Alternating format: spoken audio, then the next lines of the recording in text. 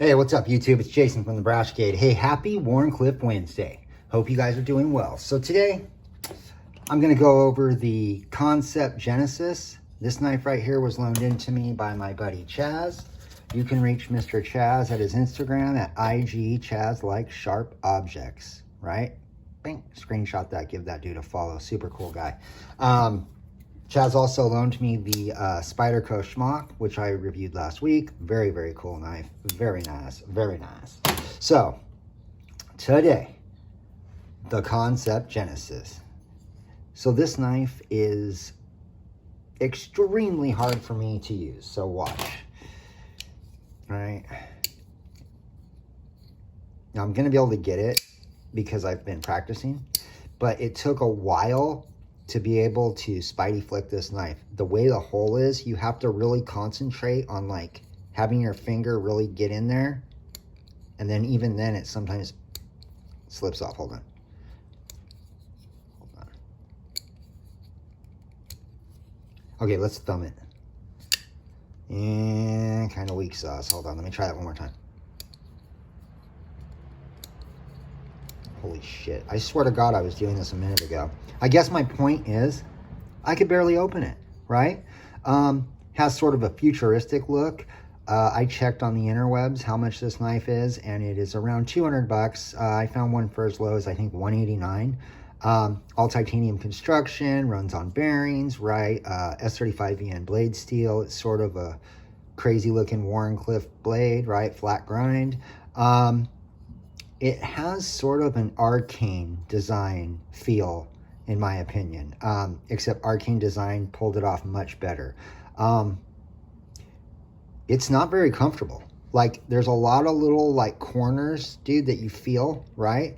And it just doesn't feel like I'm getting a super positive purchase. Has a giant finger choil, which is cool, but that always bugs me when there's that gap from the edge to your finger right there. Like when you're breaking down boxes, I have a tendency, if I'm not really concentrating, for the cardboard to kind of get in between the edge and my finger, right? A couple other knives I reviewed had that same issue, but fortunately for those knives, he made adjustments and they're no longer like that. So, yeah, I don't know how I feel about this knife looks-wise. So, anyways, you guys know how we do at the Brashgate. I have a 40 possible point scoring system. You can get up to 10 points in each of the 4 categories. The 4 categories are listed, right? So for comfort carry, we just went over that. Now, it does have a really good pocket clip.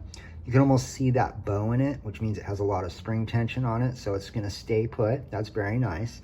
But yeah, ergonomically, it kind of sucks. Like, these little points jab right into my finger right there. Has this like forward thumb fucking thingamabobber right here. It's like too far forward for my hands.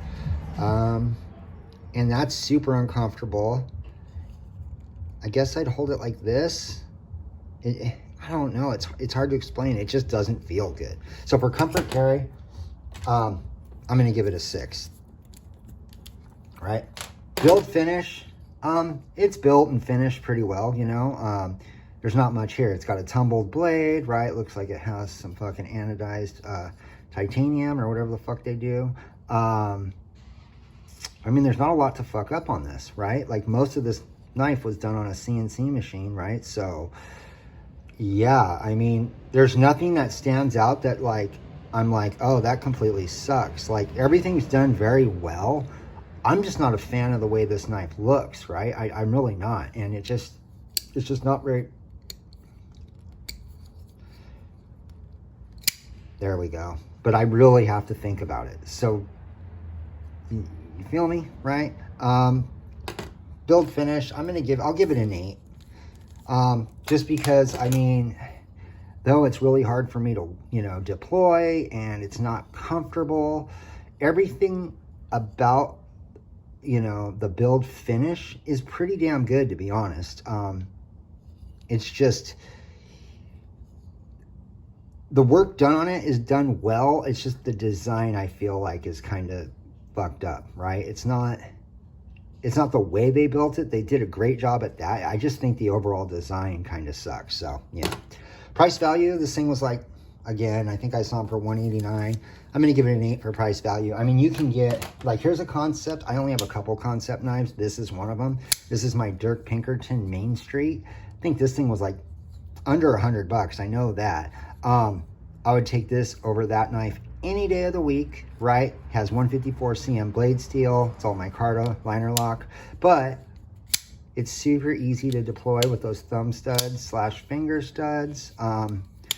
Yeah, also has a nice pocket clip. Just ergonomically, this thing's better, right? And this was under $100. So, but because it is S35VN, all titanium, price value, we're gonna stick with an 8.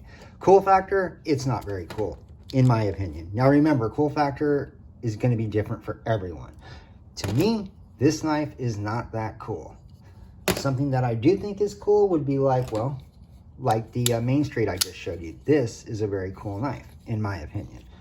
The Smock is a very cool knife, in my opinion, right?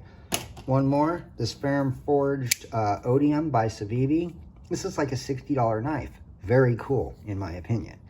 This, however, not very cool, in my opinion. So this thing gets an overall score of 28 at the Brass Brigade. Anything a 30 or higher, I recommend. Anything above a 35 and higher, like you should buy today. This I would never recommend, and to be quite honest, this will probably be the first and only time I ever bring this knife up or talk about it, because I would never recommend this to anyone for anything. Chaz, I do appreciate the loaners. Thank you so much. I'll get these sent out to you ASAP. Yeah, anyways, can't recommend the Kansept Genesis. Real quick, if you guys want a snapback Brass Brigade hat, just shoot me a DM on Instagram and we'll get one sent out to you. They're $25 shipped. You know the deal. Stay safe, shoot straight. Until the next one. Yeah.